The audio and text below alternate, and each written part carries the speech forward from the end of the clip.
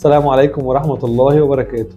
المرة دي رجعنا بتجربة جديدة من عيادة الخنكة مع باشمهندس أحمد نبهان.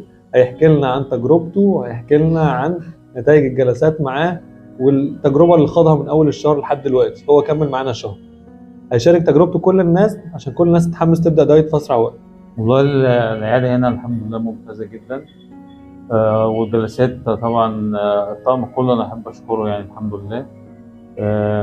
ماشي كويس جدا الحمد لله في نزول الوزن دلوقتي. فإن شاء الله يعني أنا برشح العيادة هنا لأي حد عاوز يخس ويبقى في نتيجة إن شاء الله سريعة من الدكتور أحمد إن شاء الله. حاسس بفرق في الجلسات يا باشمهندس أحمد؟ الجلسات عاملة معاك فرق؟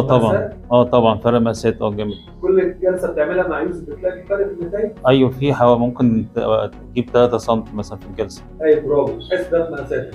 تمام. طب حاسس نفسك بقى أحسن من الأول ولا حاسس لسه في ضغطة نفس؟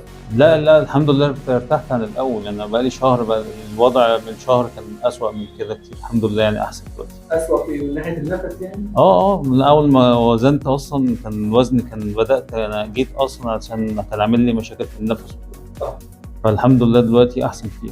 حاسس إن أنت حالتك الصحية بتتحسن؟ أحسن الحمد لله. طب هل حاسس بمعاناة إن أنت بتترك الأكل الغير صحي وتتجه الحاجات الصحية؟ الموضوع صعب قوي؟ لا مش صعب قوي، هي بالتعود يعني تيجي تدريجي إن شاء الله. تدريجي موضوع التدريج. بتحس الموضوع دلوقتي أحسن بالنسبة لك؟ الموضوع أحسن الحمد لله.